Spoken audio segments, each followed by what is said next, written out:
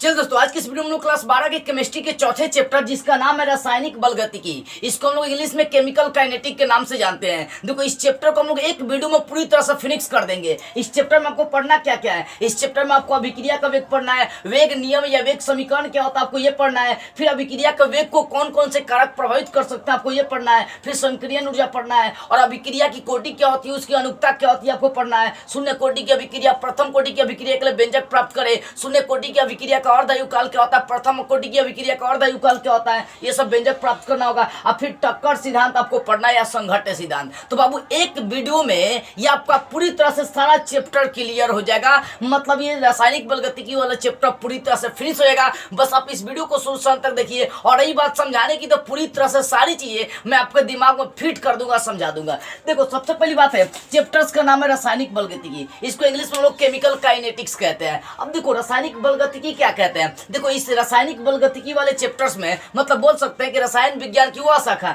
जिसमें अभिक्रियाओं का वेग और उससे संबंधित होने वाले क्रिया का अध्ययन करना है, पढ़ना वेग के बारे में, वेलोसिटी के बारे में। तो किसका? तो रासायनिक अभिक्रिया का वेग पढ़ना है। तो जिस रसायन शास्त्र में, चाहे जिस रसायन शास्त्र की शाखा में हम लोग अभिक्रिया का वेग और वेग से संबंधित क्रिया का अध्ययन करते हैं, उससे हम लोग रासायनिक बलगतिकी कहते हैं। क्या? जिस रसायन शास्त्र में या रसायन शास्त्र के जिस किताब में या रसायन शास्त्र के जिस शाखा में हम लोग अभिक्रिया का वेग और वेग से संबंधित होने वाले क्रिया का अध्ययन करते हैं, तो उससे हम लोग बोलते हैं रासायनिक बलगतिकी कहते हैं। अब पढ़ते हैं अभिक्रिया का वेग क्या होता है। अभी रासायनिक बलगतिकी का आप डेफिनेशन पढ़ लिए कि रसायन विज्ञान की वह शाखा जिसमें अभिक्रिया का वेग और अभिक्रिया से संबंधित जो क्रिया विधि होती है, मतलब वेग से संबंधित जो क्रिया विधि होती है, उससे हम लोग रासायनिक बलगतिकी कहते हैं। मतलब जिस रसायन विज्ञान के किताब में आप वेग माने अभिक्रिया का वेग और वेग से होने वाली क्रिया का, होने वाले कार्य का अध्ययन करते हैं, वो रासायनिक बलगतिकी कहलाता है। इसमें सबसे पहले जानना अभिक्रिया का वेग क्या होता है। देखो, रेट ऑफ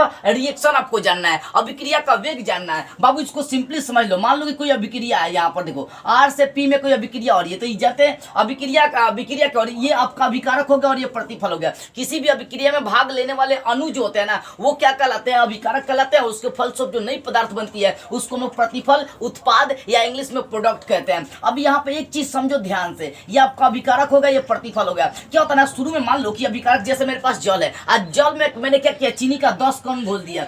मतलब जब शुरू में समय 0 था तो उस समय चीनी का कण मैंने कितना घोला? 10 घोल दिया। अब सोचो, सिर्फ चीनी का 10 कण मैं डाल दिया हूँ, 10 कण हिला डोला कर मैं उसको मतलब समझिए कि उसमें घुला नहीं दिया हूँ। सोचिए, आपके पास जल है, उसमें 10 चीनी का मैंने कण डाल दिया, तो उस समय जब डाला हो तो उस समय वो गलेगा नहीं, कुछ समय के बाद गलता है। इसका मतलब देखी जाए तो कोई नया पदार्थ वहां पर बनता नहीं है। मतलब मैंने मेरे मान लीजिए कि मेरे पास एक गिलास है, उसमें मैंने 10 गो चीनी का कण गिन कर डाल दिया, तो भैया मैंने जब शुरू में डाला तो वहां पर वो 10 का कण 10 जो कहते था, गला नहीं था, ठीक है ना। तो इसका मतलब वहां पर कोई नया पदार्थ बना नहीं। लेकिन 1 घंटे या 1 सेकेंड के बाद जैसे ही मैंने देखा कि अब जो चीनी का कण 10 गो था, तो वो अब घट के कितना हो गया? 8 गो, यानी 2 गो क्या हो गया? नया पदार्थ बन गया, 2 गो बिलियन में घोल गया। वैसे ही आगे बढ़ेंगे, 2 सेकेंड बाद देखा तो चीनी का कण 6 गो हो गया और इधर कितना हो गया? 4 गो हो गया। क्यों? क्योंकि देखो 6 गो इधर बचा, 10 गो था तो 6 गो भैया बचा है तो 4 गो घुल गया। ऐसे ही आगे 3 सेकंड में जब देखा गया तो इधर 4 गो बचा, इधर 6 गो हो गया।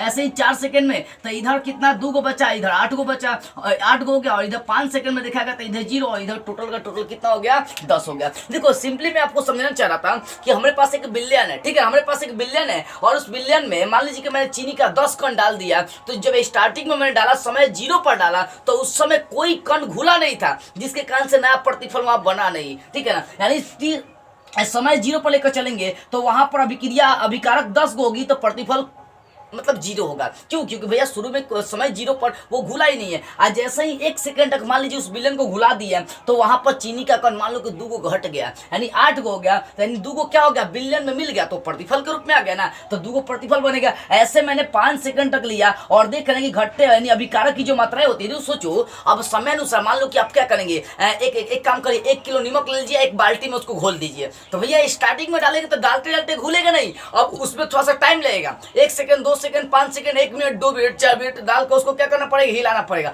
तो समय अनुसार जो चीनी की मात्राएं होगी कम होती चली जाएंगी और एक ऐसी स्थिति आएगी कि चीनी की मात्रा पूरी तरह से खत्म हो जाएगी। तो डाला गया पदार्थ क्या था, अभिकारक। आज जो विलयन में बना नया पदार्थ वो कहलाएगा प्रतिफल। तो यहाँ पर डाल रहे चीनी का 10 कण डाल रहे हैं, लेकिन एक ऐसा समय आता है कि पूरा चीनी का कण घुल जाता है, देख सकते हैं आप। टोटल क्या बन जाता है, एक नया पदार्थ अभिकारक हमारा प्रतिफल हमारा बन जाता है। तो यहाँ पे एक चीज आपको देखने को मिल रही होगी कि जो अभिकारक है, अभिकारक का सांद्रण घट रही है कि नहीं है। आप प्रतिफल का सांद्रण देख सकते हैं बढ़ रही है। शुरू में मैंने 10 कण डाल दिया, अब वो घटते आ रही है, घुलते आ रही है, लेकिन प्रतिफल की मात्राएं बढ़ते आ रही है। तो यहाँ पर एक चीज आप देखिएगा मोटा मोटा, यदि अभिकारक R है और प्रतिफल P है तो अभिकारक की मात्रा घट रही है, जबकि प्रतिफल की, देखो अभिकारक की मात्रा क्यों घट रही है, जबकि प्रतिफल की मात्रा, ध्यान दीजिए, अभिकारक की जो मात्राएं है वो क्या हो रही है, घट रही है, जबकि प्रतिफल की मात्रा क्या हो रही है, बढ़ रही है। 0 के बाद 2, 4, 6, 8, 10, यहाँ 10 के बाद घटते चली आई। तो यहीं से आपका डिफिनेशन निकल जाता है। क्या, इसको समझना ध्यान से बाबू। वेग मान लो, यदि वेग, अभिक्रिया का वेग को हम लोग V से सूचित करेंगे, V से, तो यहाँ पर अभिकारक क्या हो रहा है, घट रहा है। तो यहाँ पर लिख सकते हैं R, देखो यहाँ पर डेल्टा लिखे, क्योंकि इसमें परिवर्तन में लेकर चलना है, ठीक है ना। मतलब है, अच्छा सोचिए, मैं यहाँ से परिवर्तन की, जब मैंने जब चीनी के कण को डाला और फिर 2 सेकंड बाद देखा तो क्या परिवर्तन होगा। अब सोचिए, मैंने स्टार्टिंग में 10 चीनी डाला तो उस समय 0 लेकर चला था। अब मैं पूछ रहा हूँ 2 सेकंड बाद कितना चीनी का कण घुला होगा, चाहे क्या परिवर्तन आएगा, अभिक्रिया का वेग क्या होगा। तो भैया सिंपल बात है, कोई हार्ड बात नहीं है, बस इतना है। शुरू में टी समय आपको कौन सा, T बराबर 0 और T बराबर 2, तो इनके बीच कितने कणों का अंतर आएगा। T बराबर 0 पर 10 कण था, लेकिन T बराबर 2 पर कितना कण हो गया, 6 हो गया। इसका मतलब यहाँ पर अंतर कितना का हो गया, 4 का हो गया। नहीं, 4 कण क्या होगा, विलयन में घुल गया, यानी 4 नया प्रतिफल हमारा बन चुका है, ठीक है। यहाँ पर क्या होगा, तो यहाँ पर जो अभिकारक है उसमें परिवर्तन, अभिकारक में क्या चाहिए, परिवर्तन। तो परिवर्तन को हम लोग कैसे लिखते हैं, डेल्टा लिखते हैं। तो ये अभिकारक R है तो R में परिवर्तन, अब बटा जो समय लगेगा, जो समय लग रही है उसका बटा कर देंगे तो हमारा निकल जाएगा अभिक्रिया का वेग निकल जाएगा। अभिक्रिया का वेग 2 तरह से डिफाइन करी जाती है, एक अभिकारक को लेकर और दूसरा प्रतिफल को लेकर डिफाइन करी जाती है। देखो, अभिकारक का जो वेग होता है घटता है, लेकिन अभिकारक जो होता है ना, अभिकारक की जो सांद्रण घटती है, प्रतिफल की सांद्रण बढ़ती है। इसी कारण से अभिकारक का जब भी वेग लिखेंगे तो वहां पर माइनस लगाएंगे, लेकिन प्रतिफल के लिए जब वेग लिखेंगे तो वहां पर प्लस लगाई जाती है। बाबू सिंपल सी मात्रा में आपको अभिकारक में जो परिवर्तन हो रही है, चाहे प्रतिफल में जो परिवर्तन हो रही है, समय अनुसार परिवर्तन हो रही है, इधर घट रही है इधर बढ़ रही है, तो अभिकारक या प्रतिफल में समय अनुसार जो परिवर्तन होता है और परिवर्तन में जो समय लगता है, इन दोनों का अनुपात कर देंगे तो अभिक्रिया का वेग निकल जाएगा। देखो डेल्टा R का मतलब अभिकारक हो गया, तो अभिकारक में परिवर्तन और फिर परिवर्तन होने में जो समय लगा, इन दोनों का बटा कर देंगे तो अभिक्रिया का वेग निकल जाएगा। और साथ में यहाँ पर माइनस भी लगाते हैं, जानते हैं माइनस क्यों लगाते हैं, माइनस इसलिए लगाते हैं क्योंकि अभिकारक का जो सांद्रण वो घट रही है। लेकिन अगर चाहेंगे तो इसको प्रतिफल के द्वारा भी ऐसा लिख सकते हैं कि देखो यहाँ पर प्रतिफल क्या होगा, तो प्रतिफल में परिवर्तन था डेल्टा P, अब बटा परिवर्तन में जो समय लगेगा उसको डेल्टा T लिखेंगे। तो कहने का मतलब हो वो अभिकारक हो चाहे प्रतिफल हो, अभिकारक हो या प्रतिफल हो, अभिकारक हो या प्रतिफल हो, तो आपको दोनों में परिवर्तन करना है, ठीक है ना। अभिकारक या प्रतिफल में होने वाला परिवर्तन तथा परिवर्तन होने में लगा समय, दोनों का अनुपात करेंगे, बटा करेंगे तो वो निकल जाएगा अभिक्रिया का वेग। यहाँ देखो, यहाँ समझो, एक अभिक्रिया R है, R से क्या बना रही है, P बना रही है। तो अभिक्रिया का वेग को हम लोग किस तरह से डिफाइन करेंगे, या तो ये प्रतिफल क्या होता है, घटता है, और ये अभिकारक क्या होता है, घटता है, और प्रतिफल इसका क्या होता है, बढ़ता है। तो बाबू ये आपको लेना है कि अभिकारक में परिवर्तन, अभिकारक के मात्रा में होने वाला परिवर्तन, अभिकारक के मात्रा में होने वाला परिवर्तन और परिवर्तन में लगा समय, दोनों का बटा कर देंगे। देखो ये R का मतलब क्या, R डेल्टा का मतलब हो गया उसका अभिकारक में परिवर्तन हो रही है, और डेल्टा T का मतलब हो गया परिवर्तन में जो समय लग रही है। तो वही अभिकारक में होने वाला परिवर्तन और लगा समय दोनों का अनुपात करिए, और नहीं तो प्रतिफल में होने वाला परिवर्तन और जो परिवर्तन में लगा समय उन दोनों का अनुपात कर देंगे तो भी हमारा क्या निकल जाएगा, वेग, यानी अभिक्रिया का वेग निकल जाएगा। यानी अभिक्रिया का मोटा मोटी वेग का डिफिनेशन देंगे ना तो सिंपली कह सकते हैं कि अभिकारक के मात्रा में होने वाला परिवर्तन और अभिकारक के मात्रा या प्रतिफल के मात्रा में होने वाला परिवर्तन तथा परिवर्तन में लगे समय के अनुपात को हम लोग अभिक्रिया का वेग कहते हैं। अभिक्रिया का वेग अभिकारक में परिवर्तन या प्रतिफल में परिवर्तन, या तो आप इस साइड परिवर्तन करिए नहीं तो इस साइड आप परिवर्तन करिए, दोनों की मात्रा में परिवर्तन होना चाहिए। अब परिवर्तन में जो समय लगेगा उन दोनों का अनुपात कर दीजिए, आपका क्या निकल जाएगा, अभिक्रिया का वेग निकल जाएगा, रेट ऑफ रिएक्शन निकल जाएगा। अब देखिए अभिकारक के लिए अगर वेग निकालेंगे, ये अभिकारक के लिए इस साइड के लिए, तो वेग कम होगा। क्यों? क्योंकि घट रही है मात्रा, इधर बढ़ रही है, इसका मतलब प्लस होगा। तो देख सकते हैं अभिक्रिया का वेग, मैं शॉर्ट में वेग लिखा हूं, आप लिखिएगा अभिक्रिया का वेग। अभिक्रिया का वेग बराबर माइनस डेल्टा आर बटा डेल्टा टी। ये आर क्या है? तो अभिकारक का मात्रा है, अभिकारक की मात्रा है, ठीक है ना। यहाँ डेल्टा लिखा प्लस डेल्टा पी बटा डेल्टा टी। ये पी क्या है? तो प्रतिफल का सांद्रण है। तो प्रतिफल का सांद्रण यानी प्रतिफल में होने वाला परिवर्तन और परिवर्तन में जो समय लग रही है, इन दोनों का अनुपात कर देंगे तो अभिक्रिया का वेग निकल जाती है। बस मोटा मोटी इतना पे याद रखिएगा कि किसी भी अभिक्रिया में अभिकारक या प्रतिफल, अभिकारक या प्रतिफल के मात्रा में परिवर्तन और परिवर्तन में लगा समय, दोनों का अनुपात अभिक्रिया का वेग कहलाता है। रासायनिक अभिक्रिया का क्या कहलाता है? वेग कहलाता है, ठीक है ना। इसका अभिकारक क्या होता है? घटता है और प्रतिफल बढ़ता है। तो ये याद रखिएगा, ये वाला सूत्र चलता है अभिक्रिया का वेग। तो डिफिनेशन आप इसके अनुसार भी लिख सकते हैं। अब देखिए आगे में पढ़ना है वेग नियम। वेग नियम या वेग समीकरण क्या होती है? अब देखो वेग नियम में वेग समीकरण क्या निकालेगा, इसको फोकस करो। वेग नियम क्या था कि जो अभिक्रिया का वेग है, मान लो कि अभिक्रिया का वेग, जो अभिक्रिया का वेग है, ध्यान दीजिएगा, जो अभिक्रिया का वेग है वो अभिक्रिया का वेग किस में, उसमें क्या होगा कि अभिकारक के अणुओं के गुणनफल के क्या होगा कि उसके रस समीकरण मिट्टी के घाट के समानुपाती होती है। सिंपली आप समझिए, जो अभिक्रिया का वेग होता है वो अभिकारक के सांद्रण, अभिकारक, मान लो कि यहाँ पर मेरे पास कोई रिएक्शन है, समझिए मेरे पास कोई A plus B is equal C का रिएक्शन है, यानी A और B रिएक्शन किया तो C बना दिया। तो हमें अभिकारक से मतलब होता है अभिक्रिया का वेग नियम यदि निकालना है, चाहे वेग समीकरण निकालना है, तो उसमें हमें किससे मतलब होनी चाहिए? सिर्फ हमें मतलब होनी चाहिए अभिकारक के अणु से। तो यहाँ पर अभिकारक कौन है? A और B है। तो बाबू क्या करेंगे? A का सांद्रण और फिर B का सांद्रण, इन दोनों का आपको गुणनफल कर देना है और साथ में देखना है कि A की कितनी मात्रा है, B की कितनी मात्रा है। तो मान लीजिए A की मात्रा स्मॉल है, B की मात्रा है स्मॉल b। यहाँ पे ये रिएक्शन आप समझिए ध्यान से। पहले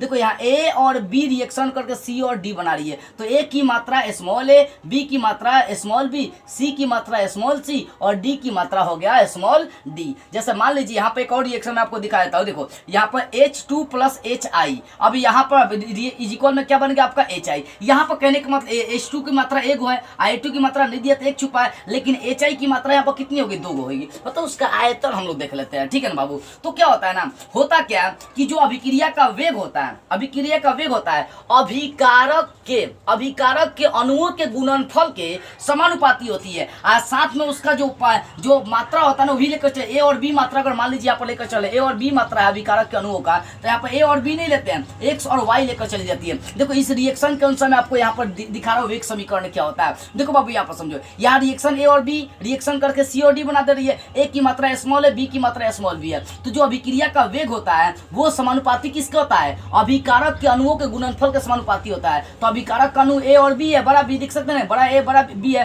तो यहाँ पर बड़ा A और गुना होगा बड़ा B। यहाँ पावर X और Y लिखा हूँ, ये X Y जो मात्रा दिया ना अभिकारक के अणुओं का, अभिकारक के अणुओं की जो मात्रा है उसके बराबर भी हो सकता है, नहीं भी बराबर हो सकता है। यहाँ A और B अभिकारक है, C और D प्रतिफल है, लेकिन A B C D जो स्मॉल में A B C D है वो क्या है? तो रस समीकरण मितीय गुणांक है, ठीक है।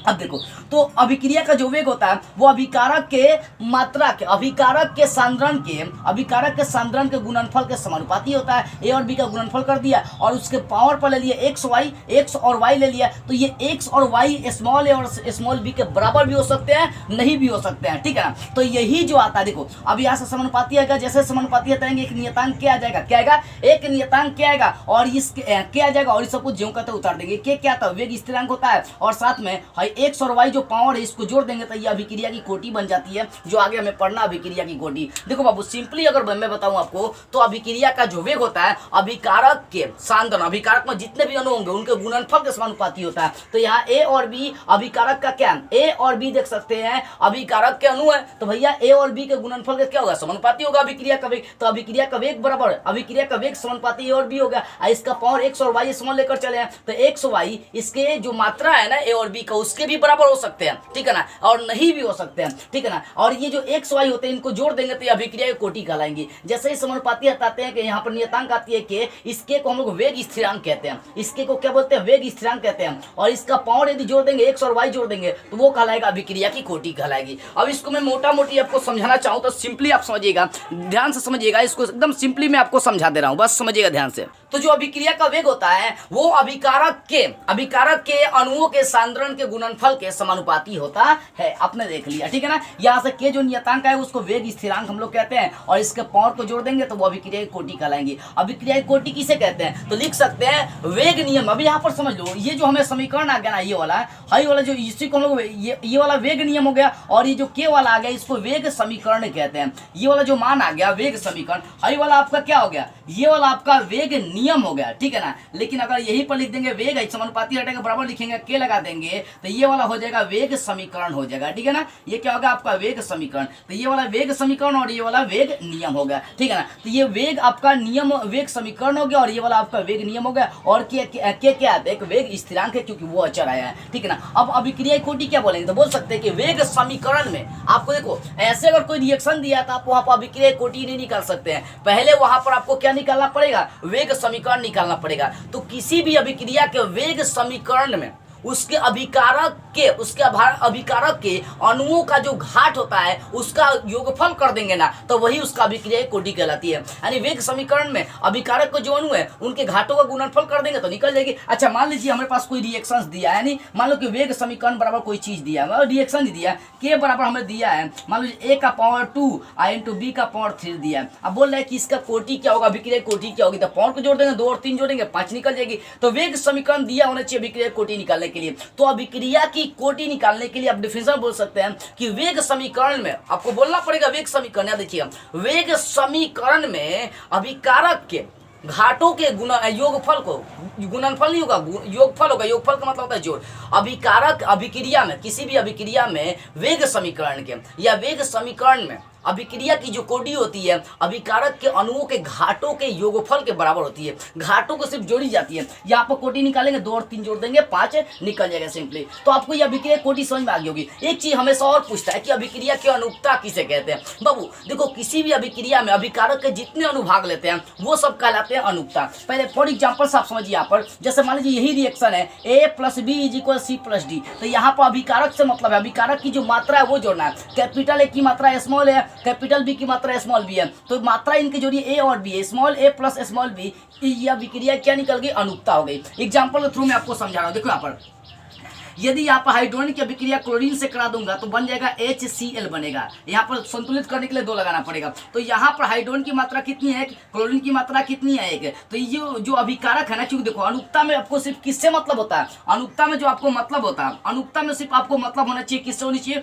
तो उसका अभिकारक से मतलब होनी चाहिए। तो यहाँ पर हाइड्रोजन की मात्रा 1 है और यहाँ पर क्लोरीन की भी मात्रा 1 है, तो टोटल इसकी अनुक्ता कितनी आ गई बाबू, 2 आ गई। अभिक्रिया की जो कोटि होती है या अनुक्ता होती है, कोटि क्या होता है, उसके घात को देखी जाती है। वेग समीकरण में अभिकारक का जो घाट होता है वो देखी जाती है, लेकिन अभिक्रिया की जो अनुक्ता होती है उसमें अभिकारक के अणुओं को देखी जाती है कि अणु को भाग लिया किसका, अभिकारक के। तो अभिकारक के जितने भी अणु होंगे जो भाग लेंगे वही क्या कहलाएंगे, उनके अणुओं की मात्रा को जोड़ देंगे तो वो निकल जाएगा अभिक्रिया की अनुक्ता। यानी सिंपली आप बोल सकते हैं कि अभिक्रिया की कोटि वेग समीकरण में अभिकारक के अणुओं के घाटों के योगफल के बराबर होता है, लेकिन अभिक्रिया की जो अनुक्ता होती है, अभिक्रिया की जो अनुक्ता होती है वो अभिकारक के अणुओं की संख्या के योगफल के बराबर होती है। तो अणुओं की जितनी भी संख्या होंगी उनको जोड़ देना है, ठीक है ना। तो आपको समझ में आ गई होगी कि आखिर यहाँ पर देख सकते हैं अभिक्रिया कोटि और अनुक्ता क्या होती है। अब बाबू हम लोग समझ लेते हैं कि अभिक्रिया के वेग को, अभी जो हमने भी पढ़ा अभिक्रिया का वेग या तो घटता है या नहीं तो बढ़ता है। तो अभिकारक के लिए अभिक्रिया का वेग घटते चला जाता है, लेकिन प्रतिफल के लिए अभिक्रिया का वेग बढ़ते चला जाता है। तो अब अभिक्रिया के वेग को कौन कौन चीज प्रभावित कर सकता है ये समझिए। देखो अभिक्रिया के वेग को प्रभावित करने वाले कारक कौन कौन है। पहला अभिकारक का सांद्रण है। अभिकारक का सांद्रण मतलब क्या होगा, अभिकारक की जितनी मात्राएं बढ़ाएंगे उसका वेग उतने बढ़ते चला जाएगा। वेग उसका क्या बढ़ते चला, मान लो कि यहाँ पर मैंने 10 कण डाला था, इसके जगह 100 कण डाल दिया। अब जैसे जैसे कण डालते जाएंगे इसका वेग क्या होगा, बढ़ते जाएगा, क्योंकि ज्यादा मात्रा में पदार्थ बनेगा। अच्छा आप ही सोचिए, ज्यादा खाएंगे तो आपकी ज्यादा वेग नहीं होगी, आपकी मतलब आपके शरीर में ज्यादा एनर्जी नहीं आएगा। जो कम खाता है जो ज्यादा खाता है उसमें अंतर नहीं दिखेगा, एकदम होता है। तो ज्यादा अभिकारक के अणु डालेंगे ना तो उसका वेग भी क्या होता है, ज्यादा बढ़ने लगता है। तो पहला आप कारण लिख सकते हैं कि अभिकारक का सांद्रण डैश डल का आप लिख सकते हैं कि जितनी अभिकारक की मात्राएं अधिक होंगी उतना अभिक्रिया का वेग अधिक होगा। दूसरा ताप, देखो ताप क्या होता है, मतलब ताप में क्या होता है कि जितना अधिक ताप बढ़ाएंगे उतना अभिक्रिया का वेग बढ़ता है। फॉर एग्जांपल के थ्रू इस किताब में दिया गया कि जब 10 डिग्री सेंटीग्रेड, ध्यान दीजिएगा, जब 10 डिग्री सेंटीग्रेड जब 10 डिग्री सेंटीग्रेड आप ताप को बढ़ा देंगे, टेम्परेचर को बढ़ा देंगे, तो अभिक्रिया का वेग दुगुना हो जाता है। यदि 20 कर देंगे तो दो दूनी हो जाएगा 4, मतलब दुगुना होते चला जाता है अभिक्रिया का वेग। कब? जब टेम्परेचर 10 डिग्री सेंटीग्रेड बढ़ाएंगे, 10 डिग्री सेल्सियस आप बढ़ा देंगे, अभिक्रिया का वेग ताप बढ़ा देंगे। तो कहने का मतलब कि जैसे जैसे ताप बढ़ता है वैसे वैसे अभिक्रिया का वेग दुगुना होते चला जाता है। 10 डिग्री सेल्सियस पर अभिक्रिया का वेग कितना हो जाता है? दुगुना हो जाता है। ऑब्जेक्टिव में पूछ सकता है कि 10 डिग्री सेल्सियस पर अभिक्रिया का वेग कितना हो जाता है, तो बाबू दुगुना हो जाता है। देखिएगा, यानी जैसे जैसे ताप बढ़ेगा वैसे वैसे अभिक्रिया का वेग दुगुना हो जाएगा। और तीसरा का उत्प्रेरक का प्रभाव। उत्प्रेरक क्या होता है? देखो, उत्प्रेरक जो होता है ना, वो अभिक्रिया के संक्रियन ऊर्जा को कम कर देता है। अब भैया आप सोच रहे होंगे संक्रियन ऊर्जा क्या होता है, पहले संक्रियन ऊर्जा समझ लो, उसके बाद उत्प्रेरक का मैं आपको प्रभाव समझा दूंगा। देखो, कहने का मतलब क्या है कि आपको इतना पता होगा ना कि अभिक्रिया कैसे होती है। प्रतिफल, अभिकारक के जो अणु होते हैं वो आपस में रिएक्शन करके प्रतिफल बनाते हैं, तो ये अभिक्रिया हो गई। तो यहाँ पर एक चीज कॉन्सेप्ट आती है कि ये अभिकारक के जो अणु होते हैं, फॉर एग्जांपल के थ्रू आप समझ सकते हैं। यहाँ पर मैं ले लिया यहाँ पर example, H2 plus Cl2 is equal बन गया आपका 2HCl बन गया, ठीक है ना। तो बाबू यहाँ पर हाइड्रोजन और क्लोरीन आपस में रिएक्शन किया, तो इसके रिएक्शन में कुछ ना कुछ ऊर्जा की आवश्यकता होती है ना, वही ऊर्जा जो होती है ना संक्रियन ऊर्जा कही जाती है। कहने का मतलब है यहाँ जो हाइड्रोजन का अणु है, जो क्लोरीन का अणु है, ये आपस में एक दूसरे टकराते हैं। ये क्या करते हैं? इनके अणु आपस में टकराते हैं, और टकराने के लिए, इनको तोड़ने के लिए, इनको जोड़ने के लिए एक ऊर्जा की आवश्यकता होती है। उस ऊर्जा को हम लोग क्या बोलते हैं? उस ऊर्जा को हम लोग बोलते हैं संक्रियन ऊर्जा कहते हैं। क्या कहते हैं? संक्रियन ऊर्जा कहते हैं। अब एक कॉन्सेप्ट यह भी आती है कि अभिकारक के अणु आपस में टकरा कर तभी प्रतिफल बनाते हैं। अभिकारक के अणु आपस में टकराएंगे और टकराने के लिए जो ऊर्जा होती है उसे संक्रियन ऊर्जा। लेकिन एक कॉन्सेप्ट यहाँ भी आर्हेनियस नाम का एक वैज्ञानिक ने दिया, आर्हेनियस नाम का एक वैज्ञानिक ने दिया कि अभिकारक के अणु टकराएंगे तब वहीं जाकर वो प्रतिफल का निर्माण कर सकते हैं। तो अभिकारक के अणु ये आपस में टकराते हैं, ये टक्कर सिद्धांत या संघट्य सिद्धांत इसको कहते हैं कि अभिकारक के जो अणु होते हैं वो आपस में टकराते हैं तभी जाकर प्रतिफल बनता है। तो अणुओं का टकराना, ये इसे हम लोग टक्कर सिद्धांत या संघट्य सिद्धांत कहते हैं। आगे मैं आपको पढ़ाऊंगा। आर्हेनियस नाम का वैज्ञानिक ने दिया कि अभिकारक के अणु जब तक टकराएंगे नहीं तब तक प्रतिफल का निर्माण नहीं होगा। तो ये अणुओं का टकराना टक्कर सिद्धांत या संघट्य सिद्धांत कही जाती है, ठीक है ना बाबू। अभी हम लोग यहाँ पर समझ रहे थे, अभी मैंने आपको संक्रियन ऊर्जा समझा दिया। संक्रियन ऊर्जा क्या है? तो किसी भी अभिक्रिया में अभिकारक के अणु टकराते हैं तो उनके अणुओं को टकराने के लिए जो ऊर्जा की आवश्यकता होती है उसी ऊर्जा को संक्रियन ऊर्जा कहते हैं। फॉर एग्जांपल के थ्रू याद देखो, हाइड्रोजन की अभिक्रिया आयोडीन से करा दी गई तो हाइड्रोजन आयोडाइड बन गया है। ओके, अब देखो यहाँ पर क्या होता है कि हाइड्रोजन और आयोडीन जब आपस में रिएक्शन करते हैं तो हाइड्रोजन का जो बंध होता है, देखिए यहाँ पर हाइड्रोजन का बंध टूटने लगता है, आयोडीन का बंध टूटने लगता है, और साथ में हाइड्रोजन और आयोडीन का बंध बनना शुरू होता है, फिर हाइड्रोजन और आयोडीन का बंध बनना शुरू हो जाता है, ठीक है ना। तो क्या होता है ना, रिएक्शन के फलस्वरूप यहाँ हाइड्रोजन का बंध टूट गया, यहाँ भी हाइड्रोजन का आयोडीन का बंध टूट गया। अब किसके किसके बीच में आपका रिएक्शन हो गया, यानी किसके किसके बीच में बंध बनना शुरू हो गया? तो H और I के बीच, क्योंकि देखो अभी था H के बीच में, I के बीच में, लेकिन इनके अणु आपस में टकरा के H और I के बीच में क्या किए? अपना संबंध बना लिए। कहने का मतलब इतना है कि अभिकारक के जो भी अणु होते हैं ना वो आपस में टकराते हैं। इस टकराने की क्रिया को टक्कर सिद्धांत या संघट्य सिद्धांत कहते हैं। आगे मैं आपको समझाऊंगा, ठीक है ना। तो ये संघट्य सिद्धांत बाबू देखो यहाँ पर समझो कि ये जो अभिकारक के अणु होते हैं जब तक टकराएंगे नहीं तब तक प्रतिफल बनेगा नहीं। अच्छा सोचो, हाइड्रोजन का अणु आयोडीन का अणु से जब तक नहीं टकराएंगे क्या आपको हाइड्रोजन आयोडाइड देखने को मिलेगा? यदि हाइड्रोजन का अणु ऑक्सीजन के अणु से नहीं टकराएंगे तो जल देखने को आपको मिलेगा नहीं। देखो, अभिकारक के जितने भी अणु होते हैं आपस में टकराते हैं। फॉर एग्जांपल पति पत्नी का लेकर चलिए कि आपस में जब तक टकराएंगे नहीं, टेना मनी नहीं होगा, बच्चा बनेगा? कभी नहीं बनेगा बाबू। सिंपल सा एग्जांपल मैं आपको देना चाहूं तो अभिकारक के अणु टकराएंगे तो टकराएंगे, ऐसी टकराने की क्रिया को संघट्य सिद्धांत कहते हैं। तो यहाँ टकराने के लिए जो एनर्जी की खर्च होती है ना, एनर्जी जो ऊर्जा खर्च होती है उसे संक्रियन ऊर्जा करते हैं। वाइफ हस्बैंड का रिलेशन देखिए, सेक्स के दौरान क्या होता है भाई, बहुत एनर्जी जियान होती है। वो एनर्जी, वही ऊर्जा संक्रियन ऊर्जा होती है। समझ गए आप? समझ गए होंगे आप। संक्रियन ऊर्जा का मतलब अभिकारक के अणु टकराने के लिए, यानी अभिकारक के अणु टकराने के लिए जो ऊर्जा की आवश्यकता होती है उसे हम लोग संक्रियन ऊर्जा कहते हैं। समझ में आ रही है ना? अब देखो बाबू, ये संक्रियन ऊर्जा हम यहाँ पर समझ रहे थे कि वेग को प्रभावित करने वाले कारक कौन कौन से। देखो, वेग को प्रभावित करने वाले कारक 3 हो सकते हैं। अभिकारकों का सांद्रण, पहला अभिकारकों का सांद्रण, जितना अभिकारक की मात्रा ज्यादा होगी उतना अभिक्रिया का वेग ज्यादा होगा। और ताप में जितना ताप अधिक होगा उतना उसका अभिक्रिया का वेग बढ़ते चला जाएगा। मतलब 10 डिग्री सेल्सियस अगर ताप लेकर चलेंगे तो अभिक्रिया का वेग दुगुना हो जाएगा। और तीसरा था उत्प्रेरक का प्रभाव, यानी उत्प्रेरक का प्रभाव बोल सकते हैं कि अभिक्रिया के वेग में उत्प्रेरक जो होता है ना संक्रियन ऊर्जा को कम करके अभिक्रिया का वेग ज्यादा कर देता है। देखो यहाँ पर एग्जांपल समझिए, यहाँ पर ये मैं दो ग्राफ लेकर चला हूँ। यहाँ देखो ये अभिक्रिया निर्देशांक और इधर ऊर्जा है। मान लो कि मेरा यहाँ पर कोई प्रोडक्ट ए है, ठीक है ना। अब ये प्रोडक्ट ए है तो यहाँ से मैंने क्या किया, संक्रिय इसको ऊर्जा दिया, ये अभिकारक है, इसको जैसे ही मैंने ऊर्जा दिया तो यहाँ तक आया और यहाँ तक क्या किया, वो अणुओं को तोड़ना स्टार्ट किया, तब जाकर वो क्या किया, प्रतिफल बना दिया। तो देखो क्या ना, मैंने जो ऊर्जा दिया वो थोड़ा सा हो सकता है ज्यादा ऊर्जा मिल गया तो प्रतिफल जो है ना अभिकारक से ज्यादा बन गया। देखो यहाँ पर अभिकारक ए यहीं पर है लेकिन प्रतिफल जो है ना ए से बहुत नीचे चला आया, देख सकते हैं लेवल ए का जो लेवल है यहाँ तक आएगा लेकिन बी का लेवल यहाँ तक चली आ रही है। लेकिन दूसरा कंडीशन मान लो ये ए है और ये बी है तो यहाँ पर मेरा अभिकारक है और ये बी प्रतिफल है, तो मैंने जो ऊर्जा यहाँ पर दिया तो यहाँ तक तो भाई ये होगा, वो तोड़ने अभिकारक कणु आपस में टकराएंगे और टकराने के बाद क्या होगा, यहाँ पर जो बनेगा वो बी हो गया। तो कहने का मतलब है या तो संक्रियन ऊर्जा, देखो यहाँ पर या तो संक्रियन ऊर्जा हमारी ज्यादा हो सकती है नहीं तो कम हो सकती है। दो कंडीशन है, तो ज्यादा होंगी या कम होगी। यहाँ पर एक की हमें समझने वाली बात आ रही है कि ये जो संक्रियन ऊर्जा होती है, देखो यहाँ से यहाँ के बीच में, यहाँ से यहाँ के बीच में जो हमारी ऊर्जा खर्च होती है उसी को हम लोग संक्रियन ऊर्जा कहते हैं, ठीक है ना। यानी कह सकते हैं हमें अभिकारक कणु यहाँ तक अगर टूट रही है, टूटने के बाद ही देख सकते हैं प्रतिफल का निर्माण हो रहा है। अभिकारक कणु यहाँ तक अगर टूट रही है उसके बाद किसका निर्माण हो रहा है, प्रतिफल का निर्माण हो रही है कि नहीं भाई। ये जोर लगाया जा रहा है तोड़ने के लिए, ऐसा मान लो पत्थर उसको तोड़ना चाहते हैं, क्या आप ऐसे ही तोड़ सकते हो? वहां पे एनर्जी आपको लगानी पड़ेगी तोड़ने के लिए, अपना ताकत लगाना पड़ेगा, तो किसी लेवल तक ले जाएंगे ना अपने ताकत को, है कि नहीं है, अपने लेवल को उठाएंगे कहीं ना कहीं। तो यहाँ भी जैसे ही एक को मैंने ऊर्जा दिया यानी इसके अणु आए आपस में टकराना शुरू किए तो यहाँ तक टूटे, टूटने के बाद फिर मिलकर क्या हो गए, वो जुड़ना शुरू कर दिए और प्रतिफल का निर्माण कर दिए। तो कहने का मतलब अभिकारक के अणु के आपस में टकराने के लिए जो ऊर्जा खर्च होती है उसे संक्रियन ऊर्जा कहते हैं। तो यहाँ से यहाँ तक के लेवल को हम लोग क्या बोलेंगे, संक्रियन ऊर्जा कहते हैं। लेकिन उत्प्रेरक क्या करता है, उत्प्रेरक यही संक्रियन ऊर्जा को घटा देता है और घटाने के बाद देखो ये बनाता है प्रतिफल। यहाँ तक तो संक्रियन ऊर्जा होता है ना, तो संक्रियन ऊर्जा को उत्प्रेरक क्या करता है, कम कर देता है। एग्जांपल के थ्रू मान लो मुझे यहाँ से पटना जाना है घूमने के लिए, साइकिल से जाऊँ और जहाज से जाऊँ, हमारा संक्रियन ऊर्जा किसमें कम होगा, वो जहाज वाले से, जहाज वाले से जल्दी पहुंचेंगे और साइकिल वाले से ट्रेन में आते हो जाएंगे, ढिमला जाएंगे रास्ते में।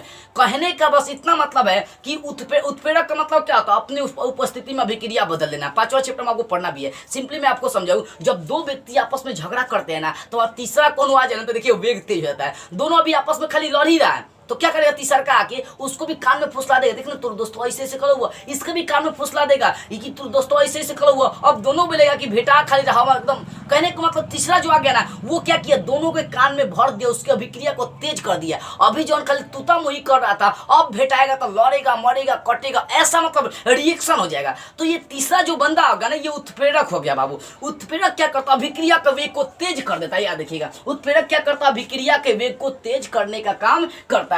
तो बोल सकते हैं कि उत्प्रेरक जो है ना संक्रियन ऊर्जा को कम कर देता है और अभिक्रिया जल्दी करा देता है। जो तूतो मुही लड़ने वाली औरत सबको देखिएगा, औरत सब क्या करता है, संक्रियन ऊर्जा को कम कर देता है और अभिक्रिया का वेग को तेज कर देता है। कोई बोल देगा ना, मतलब कोई जब आपस में जब दो औरतें आपस में लड़ती है ना तो बोलती है सब क्या हो तो मर्द हम ही करवा देंगे, वो करवा देंगे। तो शुरू में संक्रियन ऊर्जा ज्यादा होती है, आएंगे जब उनका पति आएंगे, मर्द आएंगे तो उनके संक्रियन ऊर्जा को घटा देंगे। ऐसे ऐसे बोल रहा था, ये बोल रहा था, वो बोल रहा था, ये बोल रहा था, मतलब उसके संक्रियन ऊर्जा को घटा कर उसका जो वेग जो है ना उसको तेज कर दिएगा। अब भैया वेग तेज हो गया तो निकलेगा मार काट शुरू हो जाता है।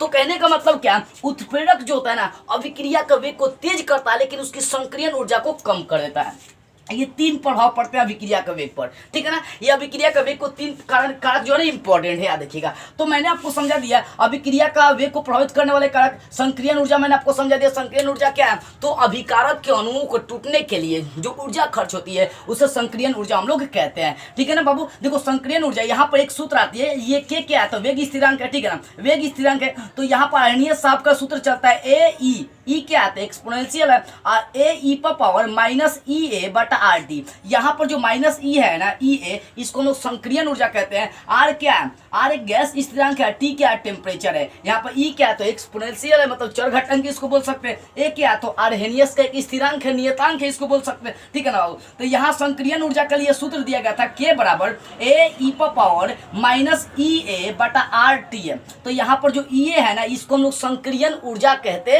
हैं। तो उत्प्रेरक संक्रियन ऊर्जा के ससुर यही के ई ए को कम कर देता है। क्या देखिएगा, ठीक है ना। अब यहाँ से आगे हम लोग समझते हैं ये क्या था, ये आपको समझ में आ गई होगी। ये वेग स्थिरांक संकीर्ण ऊर्जा के लिए दिया गया। तो मैंने आपको संकीर्ण ऊर्जा भी समझा दिया, अभिक्रिया कोटि और अनुक्ता शुरू में मैंने आपको समझा दिया। अब शून्य कोटि और प्रथम कोटि की अभिक्रिया आपको पढ़नी है। देखो बाबू, शून्य कोटि की अभिक्रिया और प्रथम कोटि की अभिक्रिया कोई बड़ी चीज नहीं है, मैं पहले भी ये पढ़ा चुका हूँ। शून्य कोटि की अभिक्रिया और प्रथम कोटि की अभिक्रिया क्या होती है, इस पर मैं पहले भी चर्चा कर चुका हूँ। तो इसका लिंक मैं डिस्क्रिप्शन में दे दूंगा, आप जाकर देख लीजिएगा कि शून्य कोटि की अभिक्रिया प्रथम कोटि की अभिक्रिया क्या होती है। इसका लिंक मैं डिस्क्रिप्शन में दे दूंगा, आप जाकर इस दोनों को देख लीजिएगा कि शून्य कोटि की अभिक्रिया का व्यंजक कैसे प्राप्त करना है, उसका अर्धायुकाल का व्यंजक कैसे प्राप्त करना है, ठीक है ना। प्रथम कोटि की अभिक्रिया क्या होती है, उसके लिए उसका अर्धायुकाल का व्यंजक चाहे प्रथम कोटि की अभिक्रिया का व्यंजक कैसे प्राप्त करते हैं, इन दोनों का लिंक मैं डिस्क्रिप्शन में दे दूंगा, जाकर आप देख लीजिएगा। अब हम लोग पढ़ते हैं टक्कर सिद्धांत या संघट्य सिद्धांत। अब देखिए टक्कर सिद्धांत क्या होता है। टक्कर सिद्धांत या इसका दूसरा नाम होता है संघट्य सिद्धांत। टक्कर सिद्धांत क्या होता है कि आर्हेनियस साहब ने देखा कि